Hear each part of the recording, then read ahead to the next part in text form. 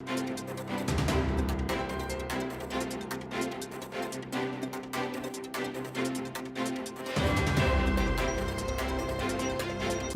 Online batting app से जुड़े घोटाले के मास्टरमाइंड सौरभ चंद्राकर को दुबई में गिरफ्तार किया गया है।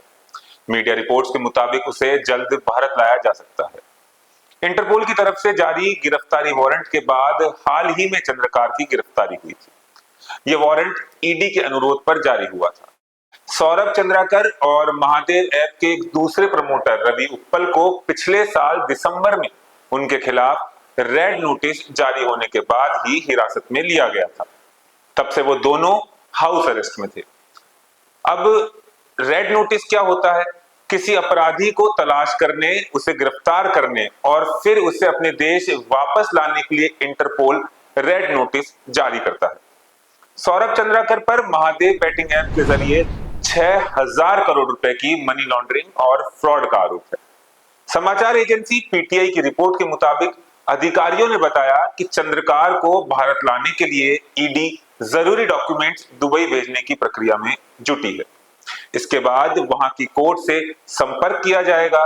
दुबई में भारतीय वाणिज्य दूतावास के सूत्रों ने पीटीआई को बताया कि उन्हें यूएई के अधिकारियों से अब तक कुछ भी नहीं मिला। ईडी के वकील सौरभ कुमार पांडे ने बताया कि चंद्रकार को भारत लाने की प्रक्रिया 4 सितंबर को शुरू हो गई थी, जब रायपुर की एक स्पेशल कोर्ट ने उसके और रवि उप्पल के खिलाफ गैर जमानती वारंट जारी किया था।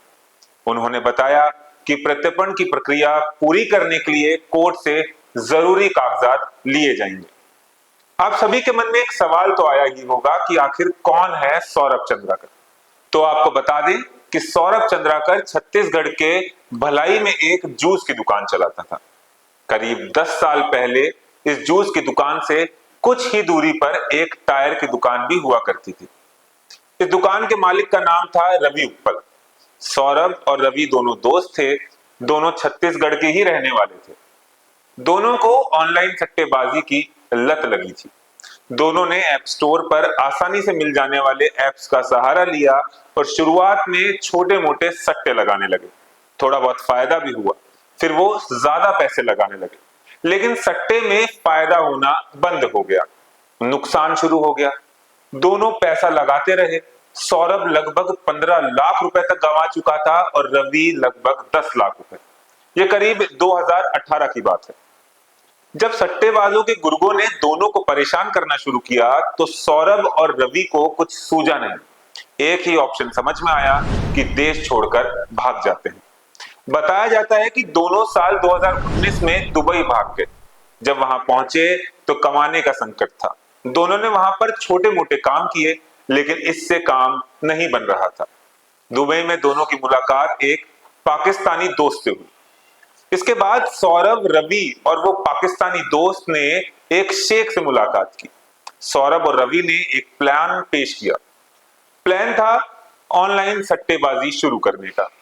साल 2020 में सौरभ और रवि ने यूरोप के कुछ कोडर्स से संपर्क किया और एक ऐप और वेबसाइट बनाई। इसका नाम रखा महादेव बुक और इसका सबसे पहला टारगेट मार्केट रखा गया भारत।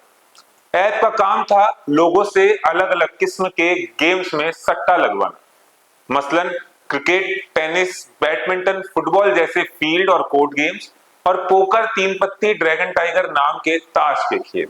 यही नहीं, इस ऐप ने लोगों से भारत में होने वाले चुनावों में भी सट्टा लगवाया। जब ये ऐप लॉन्च हो गया तो लोगों ने धीरे धीरे पैसा लगाना शुरू किया।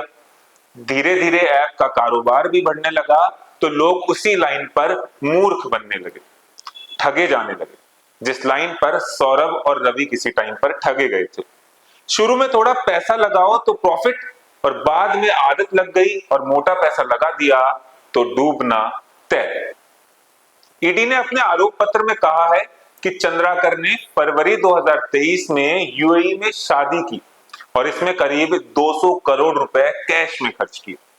एजेंसी ने आरोप लगाया कि चंद्राकर के रिश्तेदारों को भारत से यूएई लाने के लिए निजी जेट किराए पे लिए गए थे।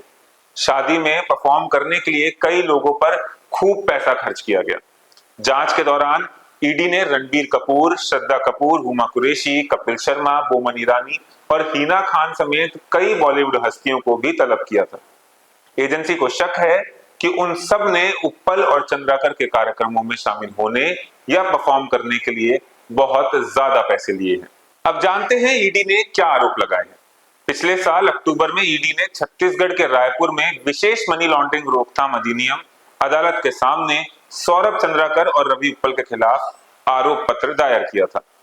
दोनों कथित तौर पर महादेव सट्टेबाजी प्लेटफॉर्म के जरिए मनी लॉन्ड्रिंग और हवाले का लेन देन करते थे।